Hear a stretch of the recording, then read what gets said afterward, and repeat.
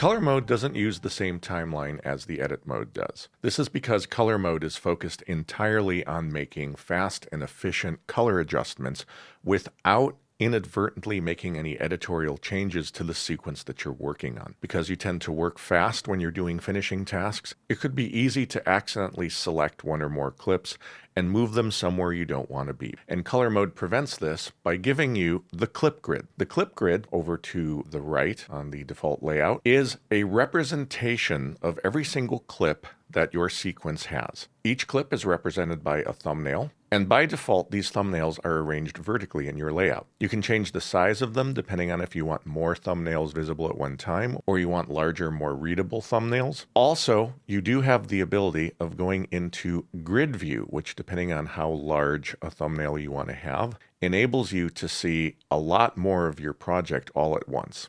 The benefit of the clip grid is that it's really quick to jump from clip to clip to clip as you choose what parts of your sequence you want to work on. Additionally, this makes it really fast to make multi-clip selections to set you up for doing group grading or other kinds of grade management tasks that we'll see later on. On top of this, you have a lot of other benefits. For example, if I'm curious if there are any other clips that are linked to the same source media as this clip, I can select that clip and use one of my filtering options. Choose source, and now I can see that yes, in fact, I have two other clips that share the same source, setting myself up for a grouping or a copy and paste operation. Additionally, if I go back to all clips, I also have the ability to sort the clip grid. Again, because this is a representation of the timeline, I have the freedom to temporarily rearrange it if it helps me to work faster. In this case, I may choose to sort by clip timecode. And now I've rearranged every single clip in my sequence according to the order in which it was originally shot. And so clips that were shot together are now positioned together, making it really easy for me to group clips together or do copy and paste workflows. One other thing that you should be aware of is that I have the option of either showing or hiding the metadata that appears to identify each clip. So if I want a nice clean view, I can hide the metadata.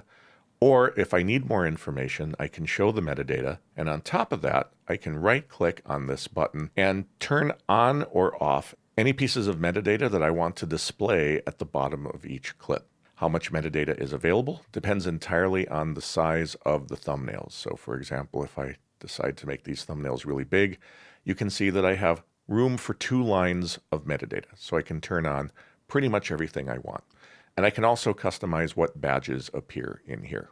So as you can see, the clip grid is really fast for navigation.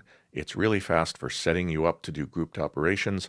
And it lets you effectively manage the to-do list that is every single clip in your sequence as you work through it to create your final grade.